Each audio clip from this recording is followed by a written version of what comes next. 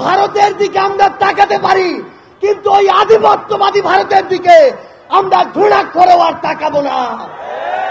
যেই ভারত এতগুলো খুনের হুকুমকারী ওই খুনি হাসিনাকে আশ্রয় দিয়েছে, সেই হাসিনাকে এই বাংলাদেশে ফেরত দেওয়ার পূর্ব পর্যন্ত ভারতের সাথে বাংলাদেশের সম্পর্ক স্বাভাবিক হতে পারে না।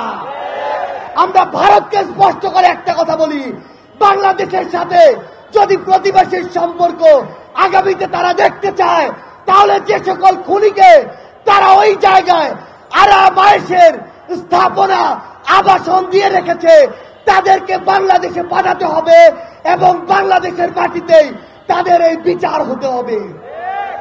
আজকে আমাদেরকে কারণ দেখানো হয় কিছু মহল থেকে যে যদি এই বাংলাদেশের আগামী নির্বাচনে আবার আওয়ামী লীগ না আসে, তাহলে ওই ভারত কি না কি মনে করে বসে, যেহেতু ভারত আমাদের তিন দিকে আছে। আমরা স্পষ্ট করে এই অভ্যুত্থানের ক্ষেত্র শাহবাগ থেকে বলতে চাই, ভারতের দিকে আমরা তাকাতে পারি, কিন্তু ওই আধিপত্যবাদী ভারতের দিকে আমরা ঘৃণা করেও আর তাকাবো না। যেই ভারত এতগুলো খুনের হুকুমকারী ওই খুনি হাসিনাকে আশ্রয় দিয়েছে, সেই হাসিনাকে এই বাংলাদেশে ফেরত দেওয়ার পূর্ব পর্যন্ত ভারতের সাথে বাংলাদেশের সম্পর্ক স্বাভাবিক হতে পারে না। খাতা কলমের সম্পর্ক আর জনগণের সম্পর্ক কোনদিন এক হতে পারে না। আমরা ভারতকে স্পষ্ট করে একটা কথা বলি, বাংলাদেশের সাথে যদি প্রতিবেশীর সম্পর্ক আগামীতে তারা দেখতে চায়, তাহলে যে সকল খুনিকে তারা ওই জায়গায় আরামায়েশের স্থাপনা আবাসন দিয়ে রেখেছে, তাদেরকে বাংলাদেশে পাঠাতে হবে এবং বাংলাদেশের মাটিতেই তাদের এই বিচার হতে হবে।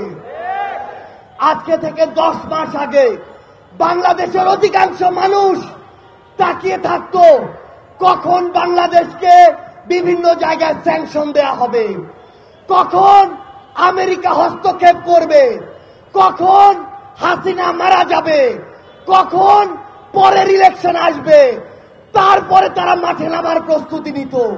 কিন্তু যেই ছাত্র জনতা রাজপথে নেমে জীবন দিয়ে এই খুনি হাসিনাকে দেশ ছাড়া করেছে, তাদের জীবনের এই যে হত্যাগুলো, এগুলোর বিচার হওয়া পূর্ব পর্যন্ত বাংলাদেশে অন্য কোনো কিছুর নাম নেয়া এই অন্তর্বর্তীকালীন সরকারের মুখে মানায় না।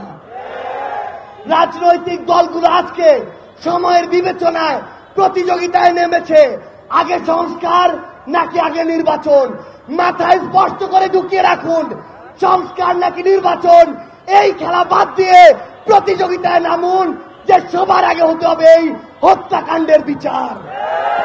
যেই তাপস, নানক, কাদেরদের প্রত্যক্ষ মদদে এই বাংলাদেশে খুনি হাসিনার হুকুমে এবং ভারতের প্রেসক্রিপশনে এই পিলখানা হত্যাকাণ্ড হয়েছে, শাপলায় হত্যাকাণ্ড হয়েছে, জুলাইয়ের হত্যাকাণ্ড হয়েছে, সেই হত্যাকাণ্ডের বিচার হওয়ার পূর্ব পর্যন্ত এই বাংলাদেশে অন্য কোনো কিছু কখনোই প্রাসঙ্গিক হতে পারে না। সকল রাজনৈতিক দলের উদ্দেশ্যে একটি কথাই বলবো, এই যে জেনারেশন, এই জেনারেশনকে ভয় করুন, এই জেনারেশনকে ভয় করুন।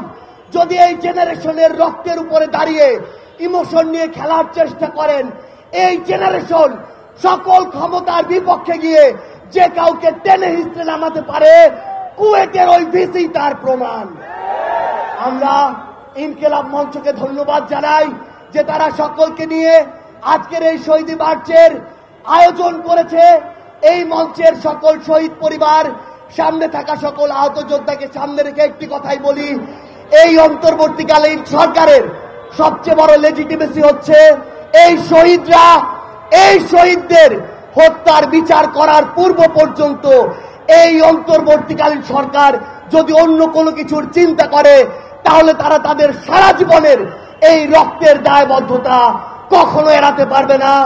ইনকিলাব জিন্দাবাদ।